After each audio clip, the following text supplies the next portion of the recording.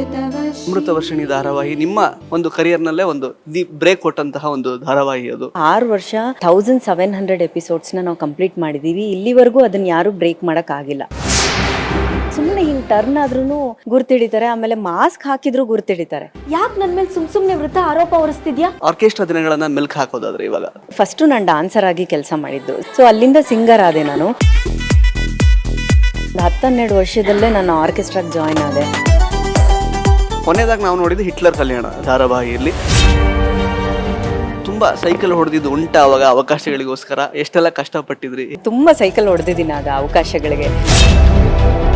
ಏನೋ ಬೇರೆ ಅಡ್ಡದಾರಿಯಲ್ಲಿ ಸಿಕ್ಕಿರುತ್ತೆ ಅವಕಾಶಗಳು. ತುಂಬಾ ಭಯಾನಕವಾಗಿದೆ, ಅದು ಎಲ್ರಿಗೂ ಗೊತ್ತಿರುವಂತ ವಿಚಾರ. ಅರಸಿಯಲ್ಲಿ ಬ್ಲ್ಯಾಕ್ ಅಂಡ್ ವೈಟ್ ಕ್ಯಾರೆಕ್ಟರ್ ಇತ್ತು, ಅದರಲ್ಲಿ ವೈಟ್ ಕ್ಯಾರೆಕ್ಟರ್ ನಾನು ಮಾಡಬೇಕಿತ್ತು. ರಚಿತಾ ರಾಮ್ ಅವ್ರು ಮಾಡಿದ್ರು ಅದನ್ನ. ಜಿಮ್ ವಿಡಿಯೋಸ್ ಮಾಡೋವಂಥದ್ದು, ಸೋಷಿಯಲ್ ಮೀಡಿಯಾ ಅನ್ನೋದು ಸಿಕ್ಕಾಪಟ್ಟೆ ಬೂಮ್ ಆಗಿದೆ. ಏನ್ ರೀಲ್ ಮಾಡ್ತಾ ಇರ್ತೀರಾ? ಲೈಕ್ ಅರುಣ್ ಗೌಡ ಅವರು ಮಿಸ್ಟರ್ ಇಂಡಿಯಾ ಬಾಡಿ ಬಿಲ್ಡಿಂಗ್ ಅಲ್ಲಿ ರಿಯಲ್ ಲೈಫಲ್ಲಿ ನಿಮಗೆ ತೋರಿಸುವಂತಹ ಯಾರಾದರೂ ಲವರ್ ಇದ್ದಾರಾ, ನಿಮ್ಮ ಬಹಳ ಸಂಗಾತಿ ಯಾರಾದರೂ ಇದ್ದಾರಾ ಅಂತ ಕೇಳುವಾಗ ಹೌದು ಅಂತ ಹೇಳಿದ್ರಿ. ನಿಮ್ದಿಬ್ರದೇ ಪೇಜ್ ಓಪನ್ ಆಗಿದೆ, ಸೊ ಅವರೇ ಇರ್ತಾರೆ ಬಹುಶಃ ಅಂತ ಜನಗಳಿಗೆ ಈಗ ಆಲ್ರೆಡಿ ಸಿಕ್ಕಾಪಟ್ಟೆ ಇವರೇ ಪಕ್ಕ ಇವರೇ ಫಿಕ್ಸ್ ಆಗಿಬಿಟ್ಟಿದ್ದಾರೆ. ಅವರು ಎಲ್ಲರೂ ತುಂಬಾ ಇಷ್ಟಪಡ್ತಿದ್ದಾರೆ. ತುಂಬಾ ಜನ ಹುಳ ಬಿಟ್ಕೊಂಡಿದ್ದಾರೆ ಆ ವಿಚಾರದ ಬಗ್ಗೆ. ಪ್ರಾಪರ್ಟಿ ಎಕ್ವಿಪ್ಮೆಂಟ್ಸ್ ಏನೂ ಬೇಕಾಗಿಲ್ಲ, ನಿಮ್ಮನ್ನೇ ಒಂಥರ ಎಕ್ವಿಪ್ಮೆಂಟ್ ತರ ಟ್ರೀಟ್ ಮಾಡ್ತಾ ಇರ್ತಾರೆ ಅವರು. ಅಲ್ಲಿಂದ ನಮ್ಮ ಜರ್ನಿ ಸ್ಟಾರ್ಟ್ ಆಯ್ತು. ಅದನ್ನ ಜನ ತುಂಬಾ ಇಷ್ಟಪಟ್ಟು ನೋಡ್ತಾರೆ. ಸದ್ಗುರು ಆಯುರ್ವೇದ ಗ್ರಾಮ್ ಫ್ಲೋರ್ ಸೋಪ್, ನನ್ ಬ್ಯೂಟಿ ಪಾರ್ಟ್ನರ್. ಪರಿಶುದ್ಧ ಕಡಲೆ ಹಿಟ್ಟಿನಿಂದ ತಯಾರಾಗಿದೆ. ಸದ್ಗುರು ಆಯುರ್ವೇದ ಗ್ರಾಮ್ ಫ್ಲೋರ್ ಸೋಪ್. ನಮಸ್ಕಾರ ಸ್ನೇಹಿತರೆ, ನ್ಯಾಷನಲ್ ಟಿವಿಯ ಈ ಒಂದು ವಿಶೇಷ ಸೆಗ್ಮೆಂಟಿಗೆ ಸ್ವಾಗತ. ನಾನು ಸುಜಯ್ ರಾಜ್. ಸ್ನೇಹಿತರೆ, ಇವತ್ತು ನಮ್ಮ ಜೊತೆಗೆ ಜಿಮ್ ಇನ್ಫ್ಲೂಯೆನ್ಸರ್ ಅಥವಾ ಸೋಷಿಯಲ್ ಮೀಡಿಯಾ ಇನ್ಫ್ಲೂಯೆನ್ಸರ್ ಆಗಿರುವಂತಹ ನಟಿ, ಸಿಂಗರ್, ಡ್ಯಾನ್ಸರ್ ರಜಿನಿ ಅವರು ನಮ್ಮ ಜೊತೆಗಿದ್ದಾರೆ. ಸಾಕಷ್ಟು ದಿನಗಳ ನಂತರ ನಮ್ಮ ಜೊತೆಗೆ ಮಾತಾಡ್ಲಿಕ್ಕೆ ಸಿಕ್ಕಿದ್ದಾರೆ. ಸೊ ಇನ್ಫ್ಯಾಕ್ಟ್ ಸ್ನೇಹಿತರೆ, ನಿಮಗೆ ಗೊತ್ತಿರಬಹುದು, ರಜಿನಿ ಅವರು ಲಾಸ್ಟ್ ಒಂದ್ಸಲ ಒಂದು ರಿಯಾಲಿಟಿ ಶೋ ಅಲ್ಲಿ ಪ್ರಶ್ನೆ ಮಾಡಿದಾಗ ನಿಮ್ಮ ಲೈಫಲ್ಲಿ ಯಾರಾದರೂ ಹುಡುಗ ಇದ್ದಾರಾ ಅಂತ ಕೇಳಿದಾಗ ಹೌದು ಅಂತ ಹೇಳಿದರು. ಆ ಪ್ರಶ್ನೆಗೆ ರಜಿನಿ ಅವ್ರು ಏನು ಹೇಳ್ತಾರೆ ಅಂತ ಅವ್ರ ಹತ್ರನೇ ಕೇಳ್ತಾ ಹೋಗೋಣ ಬನ್ನಿ. ಮೇಡಮ್ ನಮಸ್ತೆ.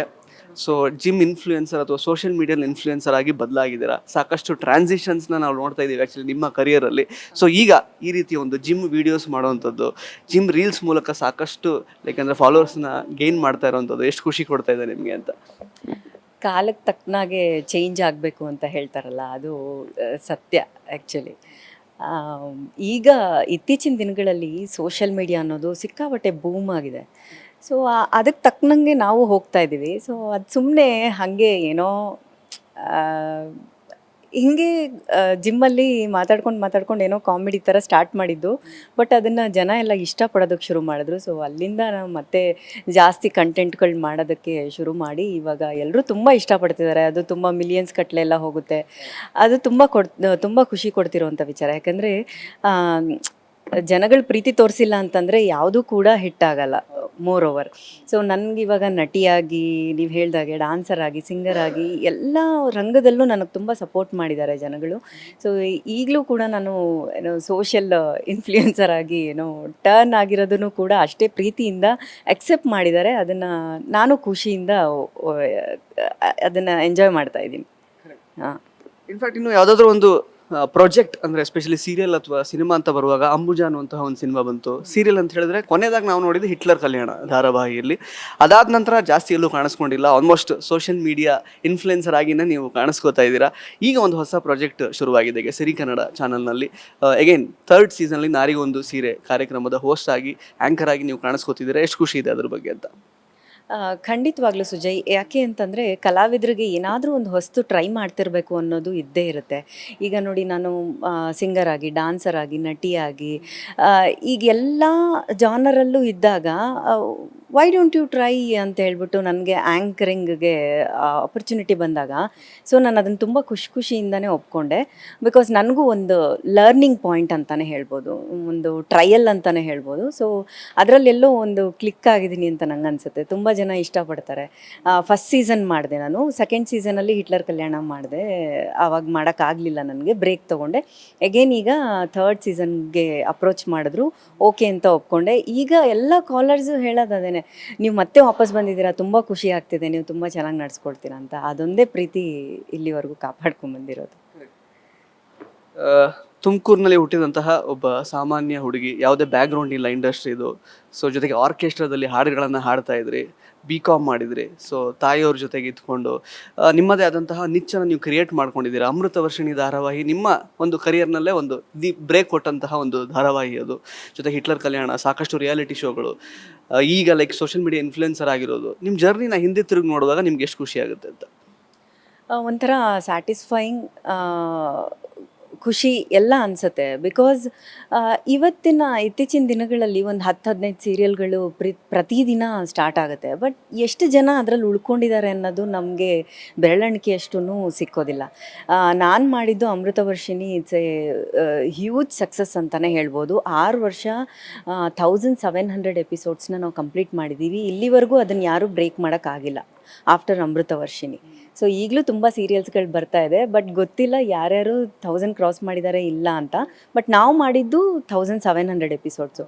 ಇವತ್ತಿಗೂ ಜನ ಎಲ್ಲೇ ಹೋದ್ರೂ ಸುಮ್ಮನೆ ಹಿಂಗೆ ಟರ್ನ್ ಆದ್ರೂ ಗುರ್ತಿಡಿತಾರೆ, ಆಮೇಲೆ ಮಾಸ್ಕ್ ಹಾಕಿದ್ರೂ ಗುರ್ತಿಡಿತಾರೆ. ಅದು ಒಂದು ಹೆಮ್ಮೆ ಪಡುವಂಥ ವಿಚಾರ. ಅದು ಬಿಟ್ಟು ಇತ್ತೀಚಿನ ದಿನಗಳಲ್ಲಿ ನೀವು ನೋಡ್ತಿರ್ಬೋದು ತುಂಬ ಸೀರಿಯಲ್ಸ್ ಬರುತ್ತೆ.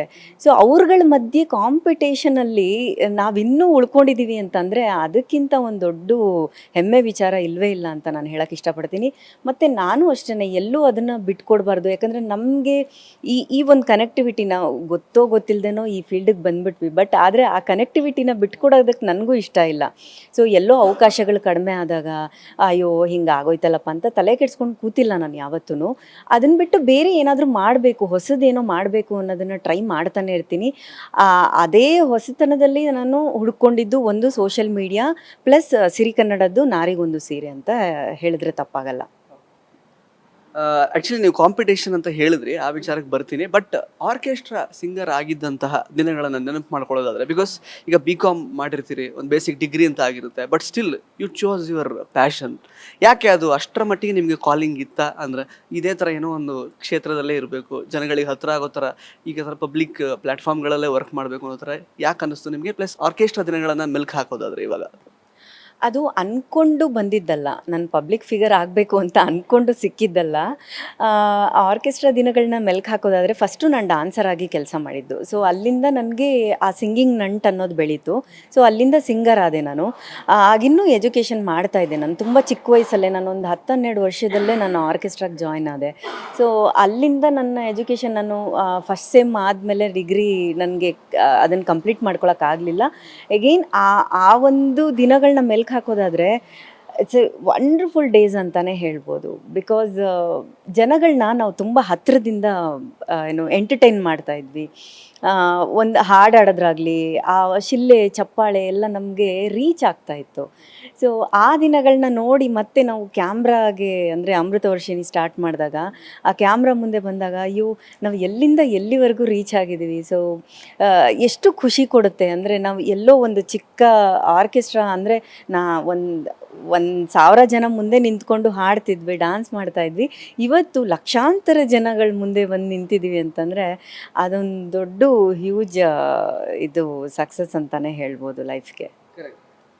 ಅದೇ ಕಾಂಪಿಟೇಷನ್ ಹೌದು, ಡೆಫಿನೆಟ್ಲಿ ಇವಾಗ ಸಿಕ್ಕಾಬಟ್ಟೆ ಇದೆ. ಪ್ಲಸ್ ನೀವು ಲೈಕ್ ಎಂಟ್ರಿ ಕೊಟ್ಟಂತಹ ಟೈಮಲ್ಲೂ ಕಾಂಪಿಟೇಷನ್ ಇದ್ದೇ ಇರುತ್ತೆ. ಆ್ಯಂಡ್ ಅಫ್ಕೋರ್ಸ್ ಬ್ಯಾಕ್ಗ್ರೌಂಡ್ ಇಲ್ಲದೆ ಬಂದಾಗ ಅಂದರೆ ಸಾಕಷ್ಟು ಇಲ್ಲಿಗೆ ಲೈಕ್ ಪ್ರೊಸೆಸ್ ತುಂಬ ಇದೆ ಇಲ್ಲಿ, procedure. It's not easy. Because production ಹೌಸ್ನವ್ರು ಅವ್ರು ಒಪ್ಕೋಬೇಕಾಗುತ್ತೆ ಪಾತ್ರಕ್ಕೆ, ಅಥವಾ ಡೈರೆಕ್ಟ್ರಿಗೆ ಒಪ್ಪಿಗೆ ಆಗಬೇಕು, ಪ್ರೊಡ್ಯೂಸರಿಗೆ ಒಪ್ಪಿಗೆ ಆಗಬೇಕು, ಅಥವಾ ಏನೋ ಒಂದು ಪಾತ್ರಕ್ಕೆ ಸೂಟ್ ಆಗ್ತಾರೆ ಅನ್ನೋವಂಥದ್ದು ಒಪ್ಪಿಗೆ ಆಗಬೇಕಾಗಿರುತ್ತೆ. ಸೊ ಎಲ್ಲಾದರೂ ತುಂಬ ಸೈಕಲ್ ಹೊಡೆದಿದ್ದು ಉಂಟಾ ಅವಾಗ ಅವಕಾಶಗಳಿಗೋಸ್ಕರ? ಎಷ್ಟೆಲ್ಲ ಕಷ್ಟಪಟ್ಟಿದ್ರಿ? ಹೇಗೆ ಅನಿಸಿತ್ತು? ಅಂದರೆ ಇದು ಕ್ರ್ಯಾಕ್ ಮಾಡ್ಬೋದು, ಇದನ್ನು ನಾನು ಸಿಗ್ಬೋದು, ಇಲ್ಲಿ ಅವಕಾಶ ಸಿಗ್ಬೋದು ಅಂತ ಅನಿಸುತ್ತೆ ನಿಮಗೆ, ಹೇಗೆ ಅಂತ? ಆ್ಯಕ್ಚುಲಿ ಗುಡ್ ಕ್ವೆಶ್ಚನ್ ಅಂತಲೇ ಹೇಳ್ಬೋದು. ನಾನು ತುಂಬ ಸೈಕಲ್ ಹೊಡೆದಿದ್ದೀನಿ ಆಗ ಅವಕಾಶಗಳಿಗೆ. ಏಕೆಂದರೆ ಆ್ಯಕ್ಟಿಂಗ್ ಏನೂ ಗೊತ್ತಿರಲಿಲ್ಲ, ಝೀರೋ. ಅದೇನು ಕಾನ್ಫಿಡೆನ್ಸ್ ಅಂತ ಗೊತ್ತಿಲ್ಲ. ಆ್ಯಕ್ಟಿಂಗ್ ಗೊತ್ತಿಲ್ಲ ಅಂದರೂ ಏನೋ ಮಾಡಬೇಕು, ಏನೋ ಎಲ್ಲರೂ ನೀನು ತುಂಬ ಚೆನ್ನಾಗಿದೆಯಾ, ಚೆನ್ನಾಗಿ ಕಾಣಿಸ್ತೀಯಾ, ನೀನು ಏನಾದರೂ ಮಾಡು ಈ ಫೀಲ್ಡಲ್ಲಿ ಅಂತ ಹೇಳಿ ಹುರಿದುಂಬಿಸೋರು ಒಂದಷ್ಟು ಜನ ಇದ್ದರು ಎಲ್ಲೇ ಹೋದ್ರೂ. ಸೊ ಹಾಗಾಗಿ ಆ ಒಂದು ಹಠದಲ್ಲೇ ಸ್ಟಾರ್ಟ್ ಮಾಡಿದ್ದು ಈ ಫೀಲ್ಡು. ನಾನು ಫಸ್ಟು ಹೋಗಿದ್ದು ಲಕುಮಿ ಧಾರಾವಾಹಿಲಿ ಒಂದು ಕ್ಯಾರೆಕ್ಟ್ರು ಹುಡುಕ್ತಾ ಇದ್ರು, ಆ ಧಾರಾವಾಹಿಯಲ್ಲಿ ಹುಡುಕೊಳೋದೆ, ಅಲ್ಲೂ ರಿಜೆಕ್ಟ್ ಆದೆ. ಆಮೇಲೆ ಅರಸಿಯಲ್ಲಿ ಬ್ಲ್ಯಾಕ್ ಆ್ಯಂಡ್ ವೈಟ್ ಕ್ಯಾರೆಕ್ಟರ್ ಇತ್ತು, ಅದರಲ್ಲಿ ವೈಟ್ ಕ್ಯಾರೆಕ್ಟರ್ ನಾನು ಮಾಡಬೇಕಿತ್ತು, ರಚಿತಾ ರಾಮ್ ಅವ್ರು ಮಾಡಿದ್ರು ಅದನ್ನು. ಸೊ ಆ ಕ್ಯಾರೆಕ್ಟರ್ ನಾನು ಮಾಡಬೇಕಾಗಿತ್ತು, ಅಲ್ಲೂ ನಾನು ಅರವಿಂದ್ ಸರ್ ಡೈರೆಕ್ಟರ್, ಅದಕ್ಕೆ ಅಲ್ಲೂ ನಾನು ಡೈರೆಕ್ಟ್ ರಿಜೆಕ್ಟ್, ಬಿಕಾಸ್ ನಂಗೆ ಆ್ಯಕ್ಟಿಂಗ್ ಗೊತ್ತಿರಲಿಲ್ಲ. ಅದನ್ನು ನಾನು ಈಸಿಯಾಗಿ ಅಕ್ಸೆಪ್ಟ್ ಮಾಡ್ಕೊಂಡೆ, ಬಿಕಾಸ್ ನಮ್ಗೆ ಗೊತ್ತಿಲ್ಲ, ಐನೋ ಕಲ್ತ್ಕೊಳ್ಳೋದು ತುಂಬ ಇದೆ, ಇದೆಲ್ಲ ಒಂದು ಎಕ್ಸ್ಪೀರಿಯನ್ಸ್ ಅಂತ ತೊಗೊಂಡು ಹೋಗಿ ಆಮೇಲೆ ಫೈನಲಿ ನನಗೆ ಬಂದಿದ್ದೆ ಅಮೃತವರ್ಷಿಣಿ. ಅಮೃತವರ್ಷಿಣಿ ಹೆಂಗೆ ಅಂತ ಅಂದರೆ, ಸಾತ್ ನಿಭಾನ ಸಾಥಿಯಾ ಅಂತ ಒಂದು ಸೀರಿಯಲ್ ಬರ್ತಾಯಿತ್ತು ಸ್ಟಾರ್ ಪ್ಲಸ್ಸಲ್ಲಿ, ಹಿಂದಿ. ಸೊ ಅದರಲ್ಲಿ ಆ್ಯಕ್ಚುಲಿ ಗೋಪಿ ಕ್ಯಾರೆಕ್ಟರ್ ಏನಿದ್ದಾಳೆ ಅದು ಅಮೃತ ಕ್ಯಾರೆಕ್ಟರ್. ಅಮೃತ ಕ್ಯಾರೆಕ್ಟರ್ಗೆ ತುಂಬ ಇನ್ನೋಸೆಂಟ್ ಫೇಸ್ ಬೇಕಾಗಿತ್ತು, ತುಂಬ ಒಂಥರ ನೋಡಿದ ತಕ್ಷಣ ಆ ಮುಗ್ಧತೆ ಎದ್ದು ಕಾಣಬೇಕಿತ್ತು. ಆ ಥರ ಒಂದು ಕ್ಯಾರೆಕ್ಟರ್ನ ಸರ್ಚ್ ಮಾಡಬೇಕಾದ್ರೆ ಅದರಲ್ಲಿ ಸಿಕ್ಕಿದ್ದು ನಾನು. ನನಗೆ ಡೈರೆಕ್ಟರ್ ಕಡೆಯಿಂದ, ಪ್ರೊಡಕ್ಷನ್ ಹೌಸ್ ಕಡೆಯಿಂದ ಎಲ್ಲ ಓಕೆ ಆಗೋಗಿತ್ತು. ಬಟ್ ನನಗೆ ಫೈನಲಿ ರಿಜೆಕ್ಟ್ ಆಗಿದ್ದು ಚಾನೆಲ್ ಕಡೆಯಿಂದ. ಯಾಕೆ ಅಂತಂದರೆ ಅದಕ್ಕೊಂದು ದೊಡ್ಡ ಮೈನಸ್ ಪಾಯಿಂಟ್ ಅಂದರೆ ಹೀರೋ ಸೆಲೆಕ್ಟ್ ಆಗಿಬಿಟ್ಟಿದ್ದ. ಸೊ ಹೀರೋ 6 ಫೀಟ್ ಇದ್ದ, ನಾನು 5'3". ಸೊ ಇದು ಎಲ್ಲಿಂದ ಎಲ್ಲಿಗೆ ಕನೆಕ್ಷನ್ನೇ ಇಲ್ವಲ್ಲ ಅಂತ ಹೇಳ್ಬಿಟ್ಟು. ಸೊ ಆಮೇಲೆ ಆ್ಯಕ್ಚುಲಿ ಟ್ರೆಂಡಾಗಿ ಕನ್ವರ್ಟ್ ಆಯಿತು. ಅಮೃತವರ್ಷಿಣಿ ಪೇರ್ ಅನ್ನೋದು ಏನಿತ್ತು 6 ಮತ್ತು 5'3", ಅದು ಟ್ರೆಂಡಾಗಿ ಕನ್ವರ್ಟ್ ಆಯಿತು. ಅದಾದಮೇಲೆ ಬಂದಿದ್ದೆ ಅಗ್ನಿಸಾಕ್ಷಿ. ಅದೇ ನೀವು ಹೇಳ್ತಾ ಇದ್ರಿ ಹೈಟ್ ವಿಷಯ ಅಂತ ಬಂದಾಗ, ನನಗೆ ಇವಾಗ ಆ್ಯಕ್ಚುಲಿ ಇವತ್ತಿನ ಸನ್ನಿವೇಶಕ್ಕೆ ಜ್ಞಾಪಕ ಬರ್ತಿರೋದು, ನೀವೇನು ರೀಲ್ ಮಾಡ್ತಾ ಇರ್ತೀರಾ ಲೈಕ್ ಅರುಣ್ ಗೌಡ ಅವರು, ಬಿಕಾಸ್ ಅವರು ಆಲ್ಮೋಸ್ಟ್ ಸಿಕ್ಕಾಬಟ್ಟೆ ಹೈಟ್ ಇದ್ದಾರೆ, ಒಳ್ಳೆ ಬಿಲ್ಟ್. ಆ್ಯಂಡ್ ನಿಮ್ಮ ಇನ್ಫ್ಯಾಕ್ಟ್ ಫಿಟ್ನೆಸ್ ಕಮಿಟ್ಮೆಂಟ್ ಬಗ್ಗೆ ಮಾತಾಡೋದಾದರೆ ಇಟ್ ಸ್ಪೀಕ್ಸ್ ವಾಲ್ಯೂಮ್ಸ್. ಬಿಕಾಸ್ ನನ್ನ ಪ್ರಕಾರ, ನಾನು ಇನ್ಸ್ಟಾಗ್ರಾಮಲ್ಲಿ ನೋಡಿದ ಪ್ರಕಾರ 2020 ಶುರು ಮಾಡಿದ್ರಿ ಅಂತ ಅನಿಸುತ್ತೆ ಫಿಟ್ನೆಸ್ ಜರ್ನಿನ. ಅದಕ್ಕೆ ಮುಂಚೆ ಇರ್ಬೋದು, ಬಟ್ ಅವಾಗಿಂದ ಪೋಸ್ಟ್ ಮಾಡಿದ್ದೀರಾ ಮೋಸ್ಟ್ಲಿ.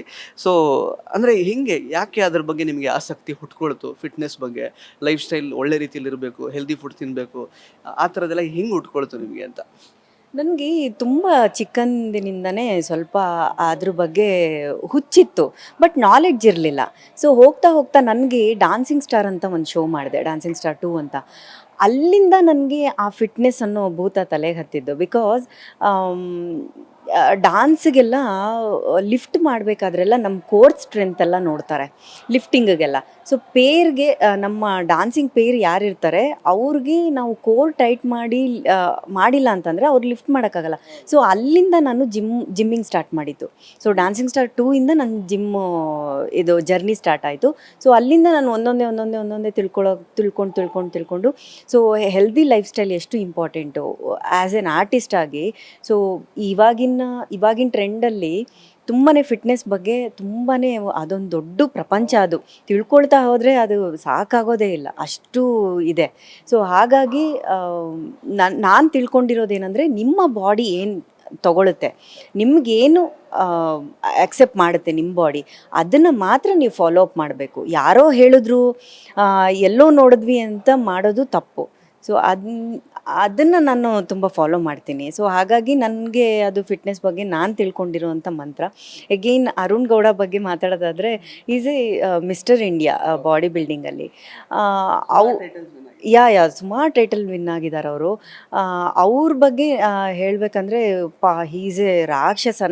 ಈವನ್ ನನ್ನ ವಿಡಿಯೋಲ್ಲೂ ಕೂಡ ಹೇಳ್ತಾ ಇರ್ತೀನಿ, ಈ ರಾಕ್ಷಸ ಅಂತ ನಾನು ಆ ಹೆಸರೇ ಇಟ್ಬಿಟ್ಟಿದ್ದೀನಿ.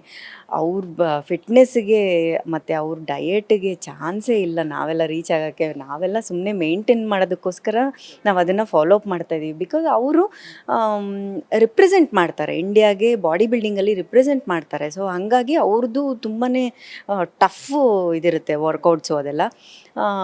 ಅವರು ನನ್ನ ಜೊತೇಲಿ ಸ್ವಲ್ಪ ಕಾಮಿಡಿ ವೀಡಿಯೋಸ್ ಎಲ್ಲ ಮಾಡೋದಕ್ಕೆ ಹೆಸಿಟೇಟ್ ಮಾಡಿಕೊಂಡ್ರು, ಬಟ್ ನಾನು ಪುಷ್ ಮಾಡಿಸಿದ್ರಿಂದ ಅವರು ಮಾಡೋದಕ್ಕೆ ಶುರು ಮಾಡಿದ್ರು. Is also is A stage artist. ಅವರು ರಂಗಶಂಕರದಲ್ಲೆಲ್ಲ ಕೆಲಸ ಮಾಡಿದ್ದಾರೆ.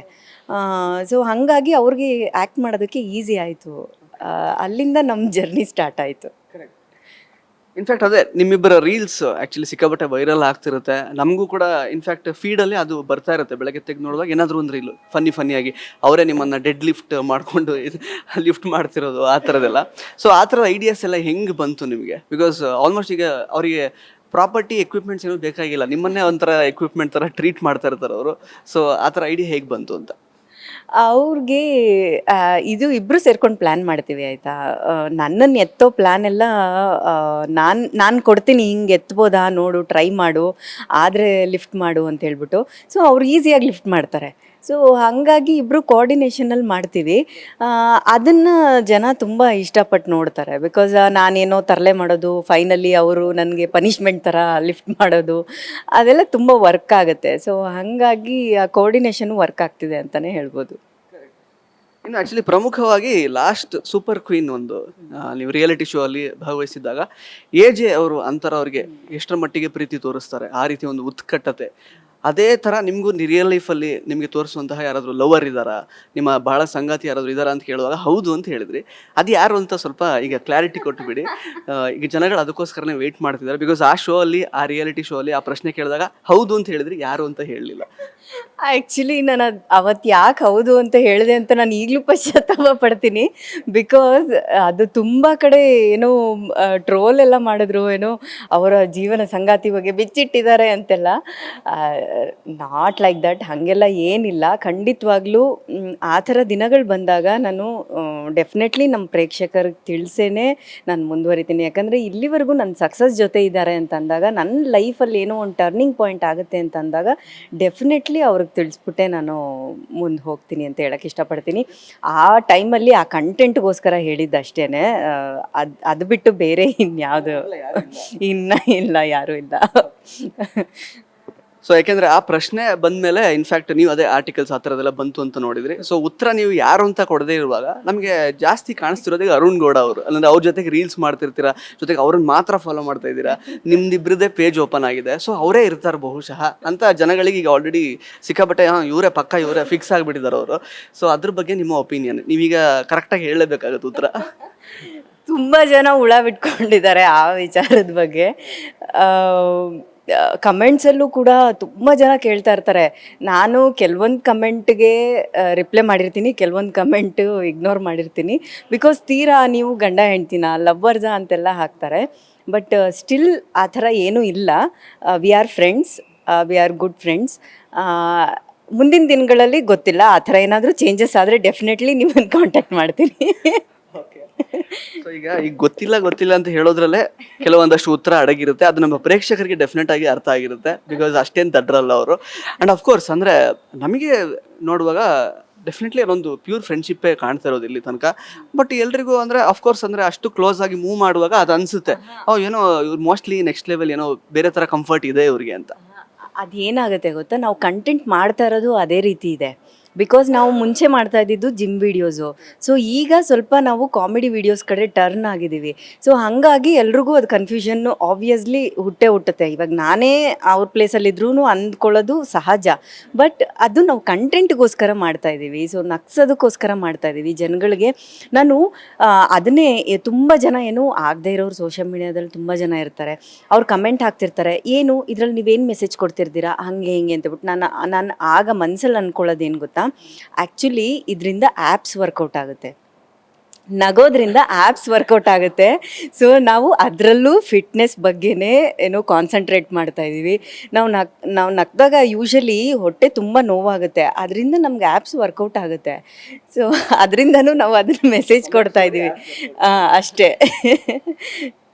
ಸೊ ಸ್ನೇಹಿತರೆ ನೋಡಿದ್ರಲ್ಲ, ರಜನಿ ಅವರು ಡಿಪ್ಲೊಮ್ಯಾಟಿಕ್ ಆನ್ಸರ್ ಕೊಟ್ಟಿದ್ದಾರೆ. ಸದ್ಯಕ್ಕೆ ಸ್ನೇಹ ಅಷ್ಟೇ, ಅದು ಪವಿತ್ರ ಸ್ನೇಹ ಅಷ್ಟೇ. ಮುಂದಿನ ದಿನಗಳಲ್ಲಿ ಯಾವ ರೀತಿ ಬದಲಾಗುತ್ತೋ ಗೊತ್ತಿಲ್ಲ, ಅದು ಅವ್ರ ಪ್ರಕಾರ.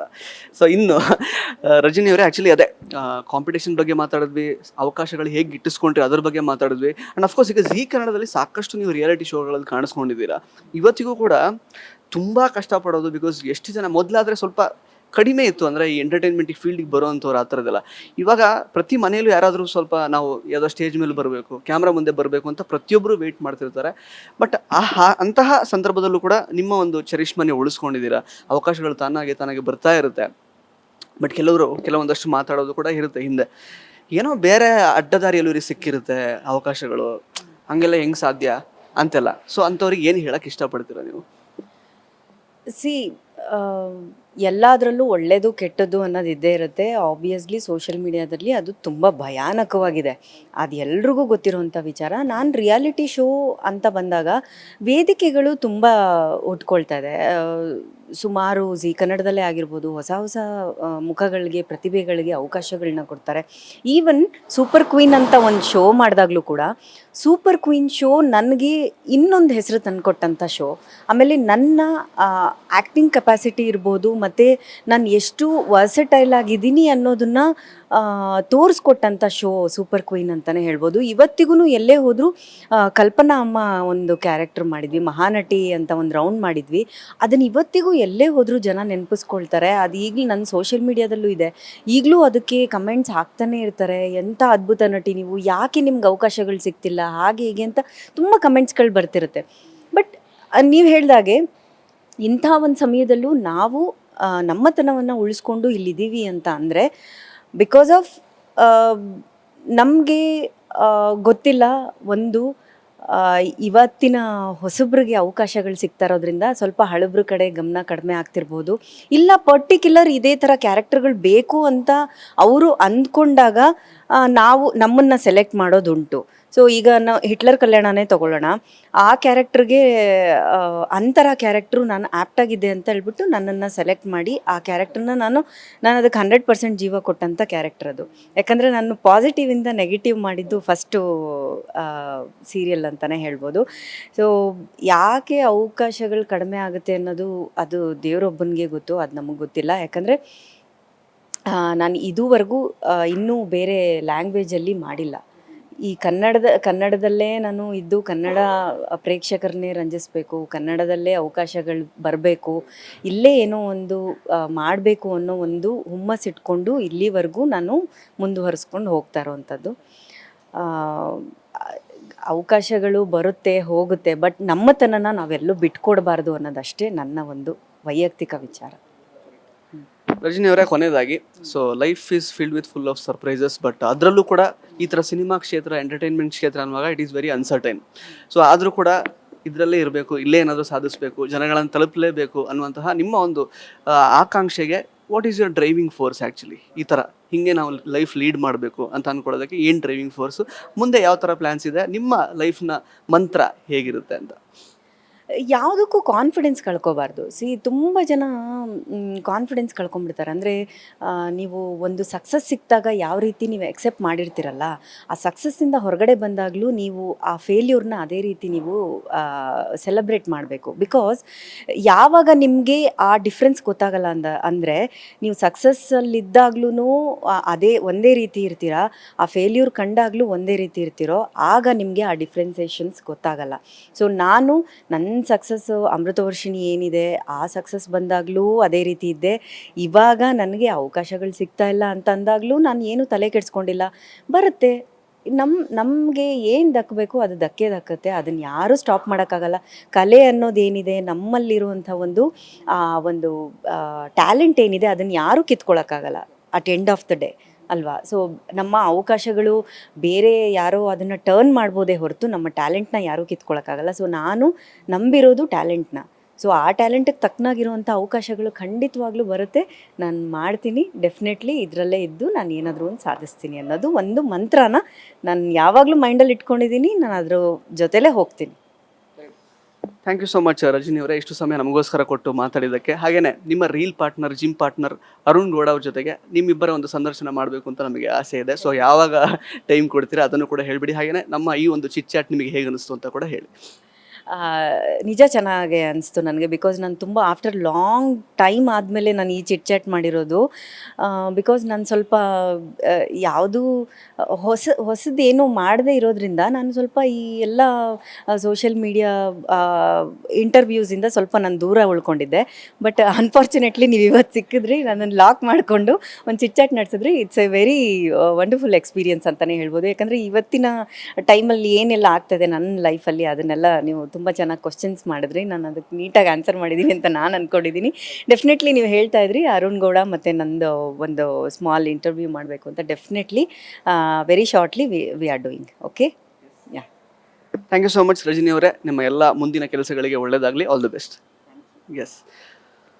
ಸೊ ಸ್ನೇಹಿತರೆ, ಇದಾಗಿತ್ತು ರಜನಿ ಅವರ ಮಾತುಗಳು. ಮತ್ತೆ ಭೇಟಿ ಆಗ್ತಾ ಇರೋಣ. ಧನ್ಯವಾದ.